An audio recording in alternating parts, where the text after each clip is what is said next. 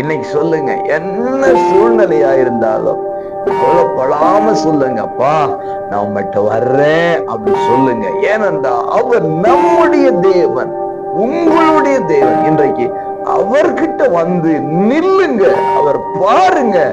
அவ்வளவுதாங்க.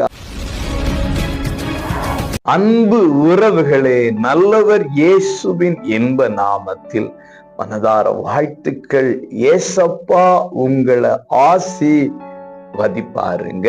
எரேமியா 3:22 இதோ உம்மிடத்தில் வருகிறோம், நீரே எங்கள் தேவனாகிய கர்த்தர்.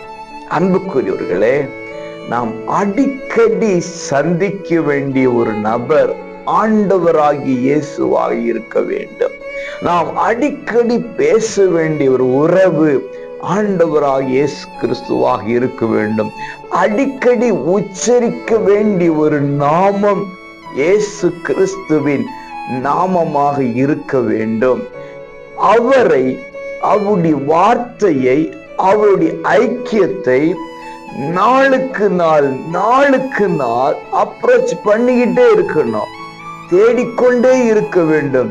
அவரோடு நெருங்கிக் கொண்டே இருக்க வேண்டும். என்ன பிரச்சனை வந்தாலும் அவர்கிட்ட சொல்லணும். என்ன போராட்டம் வந்தாலும் அவர்கிட்ட சொல்லணும். எவ்வளவு பாரங்கள் நிறைந்த வாழ்க்கையா இருந்தாலும் அத்தனையும் அவர்கிட்ட இறக்கி வச்சிடணும். அவர்கிட்ட சொல்லணும், நான் உங்கள்கிட்ட வர்றேன். நம்முடைய தேவன், உங்களுடைய தேவன். இன்றைக்கு அவர்கிட்ட வந்து நில்லுங்க, அவர் பாருங்க. அவ்வளவுதாங்க. அவர் பார்ப்பாரு, காரியங்கள் சாதகமாக முடிய போகிறது. God bless you.